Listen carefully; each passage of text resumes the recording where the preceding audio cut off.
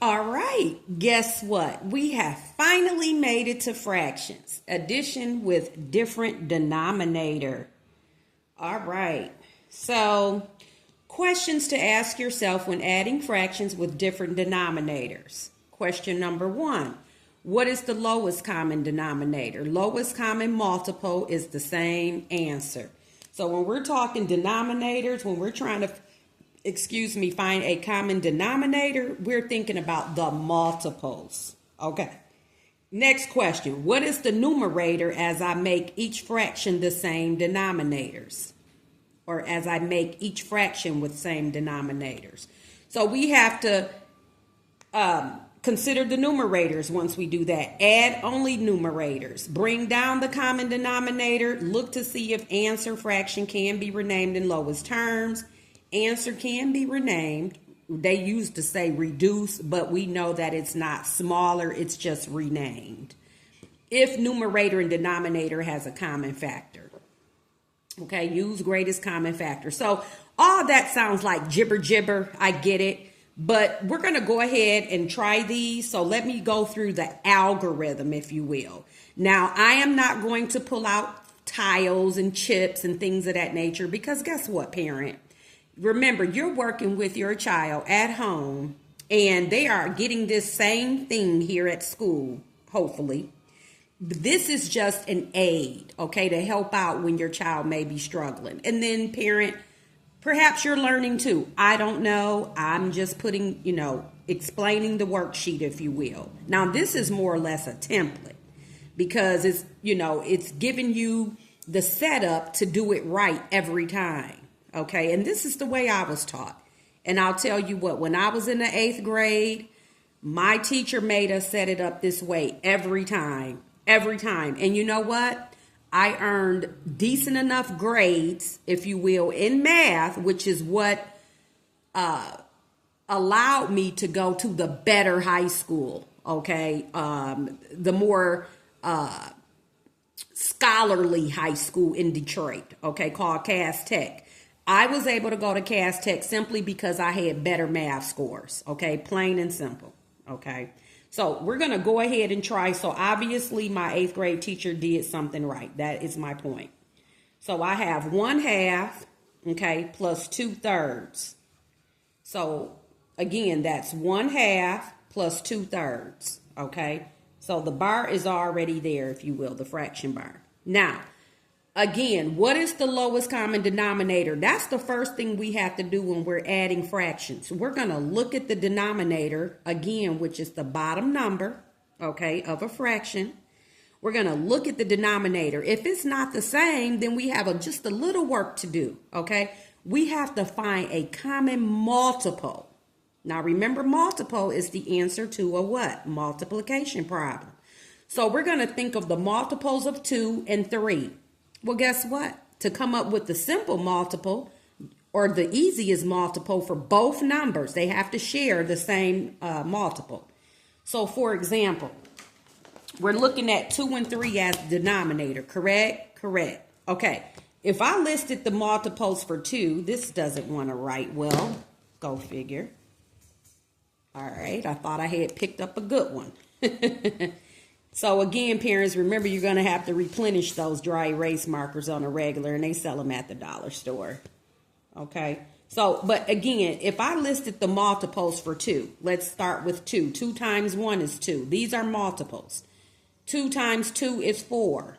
So forth and so on, right? I'm going to stop at 6 because I know that 6 is the answer. How about starting with 3? 3 times 1 is 3. 3 times 2 is 6. Well, that 6 is the common multiple. Did you see that? I listed the multiples for 2 and I listed the multiples for 3, and I'm choosing the one that they have in common, the one that's the same for each one. Well, it's 6. Okay, 6. Okay. Now what I want to do is, and so equal to, this is equal to 6. This is equal to 6 where, 6 is on the bottom. All right. Now I'm going to think of I have to come up with the new numerator. 1/2 is equal to how many 6? That's basically what it's saying. So I'm going to take 2 and multiply it by 3 to get 6. Or the reverse thinking is 6 divided by 2 is 3. Okay. And then take my numerator 1 and multiply it by 3 as well. Okay. And then I will get a new numerator of 3. 3/6 is equivalent to 1/2. Okay. So now I'm focused on this new fraction, no longer the 1/2. Okay. I am literally creating new fractions to add because these fractions had different denominators. That's all I'm doing. Okay. 6 divided by 3 is 2, which means that 3 times 2 is 6. This is why we had exercises back, I believe, in what, 2nd grade or, I'm sorry, no, 3rd grade, where we had to know the difference, show that multiplication is interchangeable with division. Okay, if you will. Multiplication is interchangeable with division. Okay. So 3 times 2 is 6 and 2 times 2 is what? 4. Again, I'm multiplying the numerator by the same number that I multiplied the denominator by. Okay. So as the top, I multiply both numerator and denominator by 3. At the bottom, I multiply both numerator and denominator by 2. And as a matter of fact, some teachers teach it this way. They'll say, look at the denominators and multiply the fractions by the opposite. So if you see 2 here, multiply both numerator and denominator for this bottom fraction by 2. I see 3 here. I'm going to multiply the top the top fraction by 3. I don't like teaching it that way simply because when you start adding multiple fractions, now what? Okay. If I had, let's say 5/6 added on, 1/2 plus 2/3 plus 5/6. So then what would I do with the 6? You see what I mean? So I don't teach it that way. This is the best way I know. And again, I was taught by the best. Okay. I think I was at any rate. Okay. Now, 3 plus 4 is 7. So I'm now focused on these fractions here. I have 3/6 and 4/6 that I'm adding, which is equal to what? 7/6. 7/6. Well, guess what? This is considered an improper fraction, if you will. It's not improper. It's just, not what we typically see. We don't typically see the higher number as the numerator. We typically see 6/7. So when we see this, your teacher may ask to put it in lowest terms. Well, when we see a fraction whereby the numerator is bigger than the denominator, we have to divide the numerator by the denominator. And we will get 1, 7 divide. So this really means 7 divided by 6. That's what that really means. Okay, that's what that really means. And so we're going to take 6 divided into 7 one time. So this is what this looks like. 6 divided into 7. Okay, one time, subtract, and we get 1 left over. We put that 1 on top of the denominator. Okay. And the divisor here. But at any rate, so our answer is 1 and 1 over 6. That is our answer. Okay. This is the answer to 1/2 plus 2/3. That's what you would get. 1 and 1/6. Okay. Now to illustrate this, if we had tiles, I would take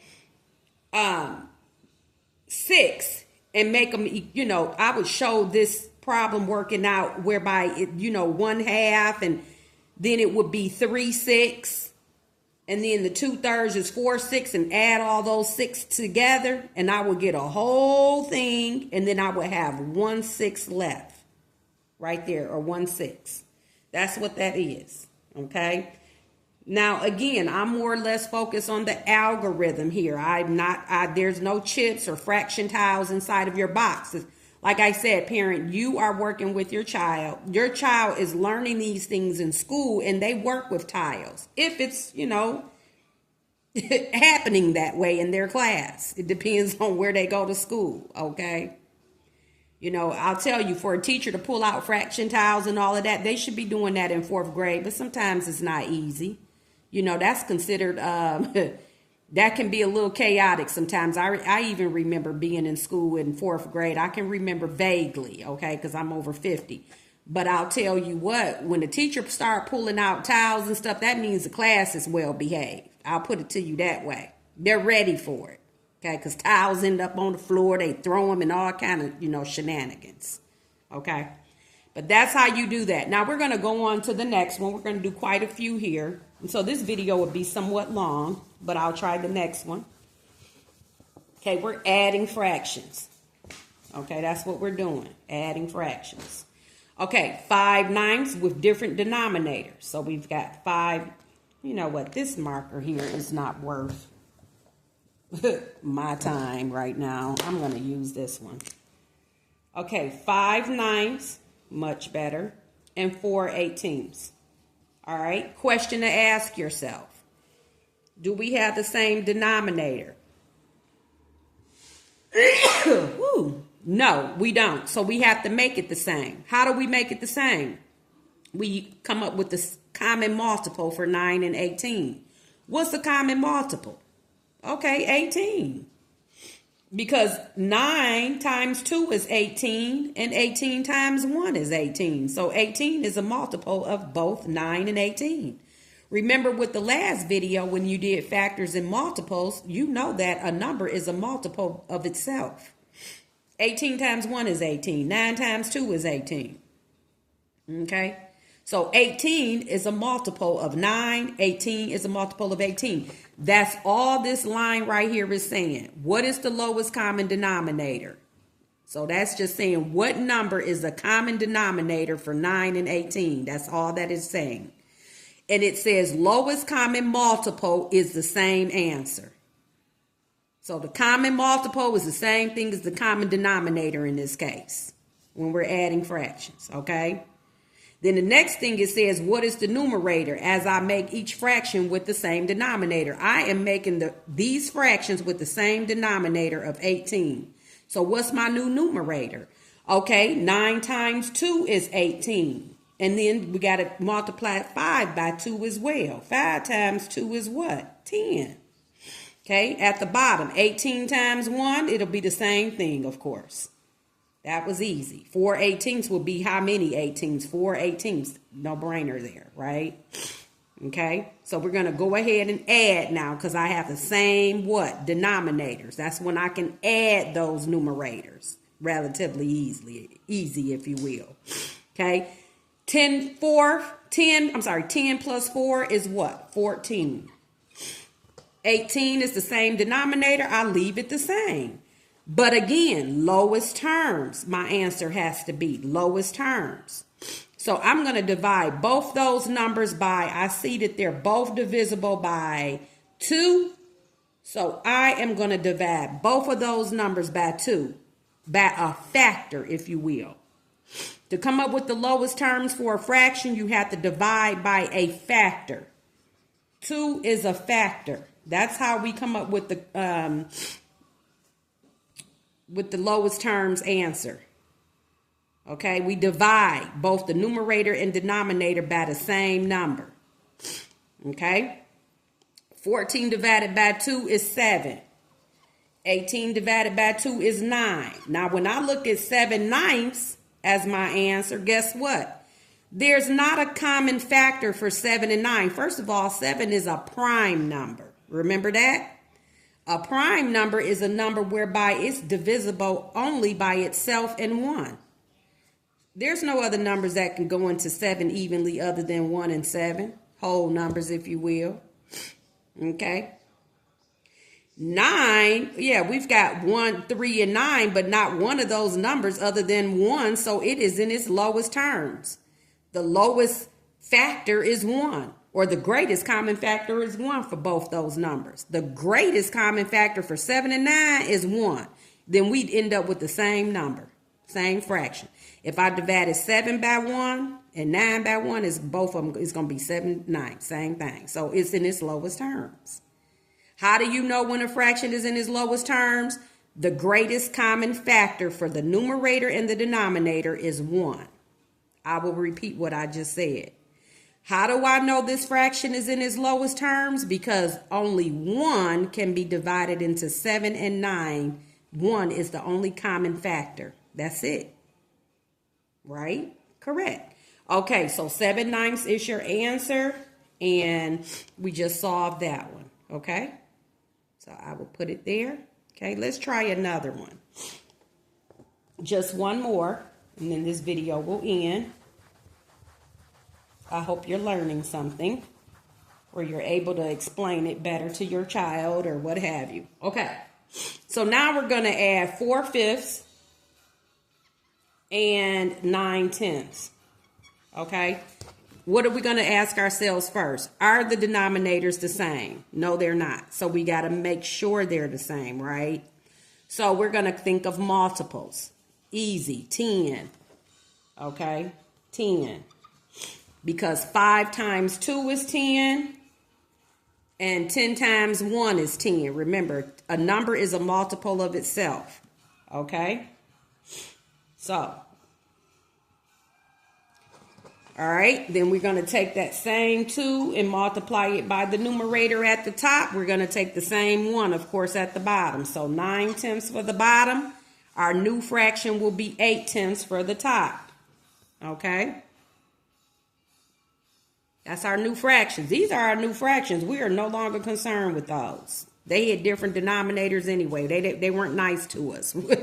We had to make new fractions with common denominators, which we had come up with 10. Why 10? Because 10 is a multiple of 5. 10 is a multiple of 10. Absolutely. Okay.